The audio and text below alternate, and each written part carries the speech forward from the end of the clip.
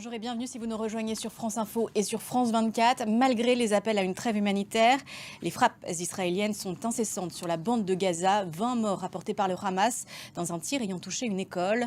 Plus tôt, un convoi d'ambulances était visé, faisant des dizaines de morts et des blessés. Pierre Leduf.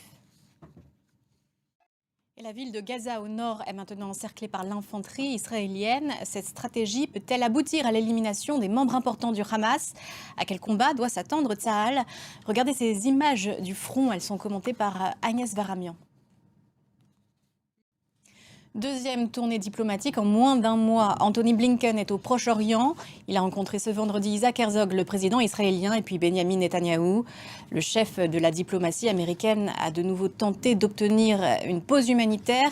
C'est non, répond Israël, si cela n'inclut pas la libération des otages. Les précisions de Rebecca Martin.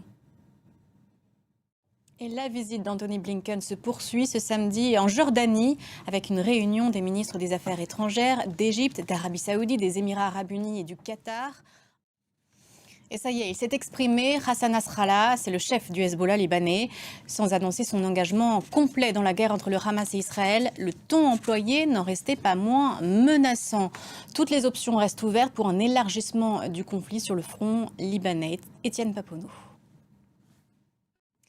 Emmanuel Macron s'active lui aussi pour parvenir à une trêve.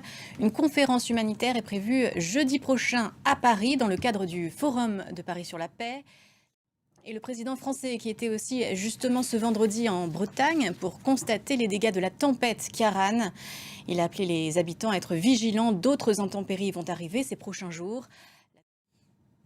Un puissant séisme en Asie au Népal a fait 56 morts ce vendredi, séisme d'une magnitude de 5,6 selon l'Institut géologique américain. Et on prend la direction de New Delhi en Inde où la secousse a d'ailleurs été justement ressentie. New Delhi qui a aussi mauvaise réputation en matière de qualité de l'air. Fin de ce journal, merci de l'avoir suivi. On se retrouve dans une quinzaine de minutes. À tout à l'heure.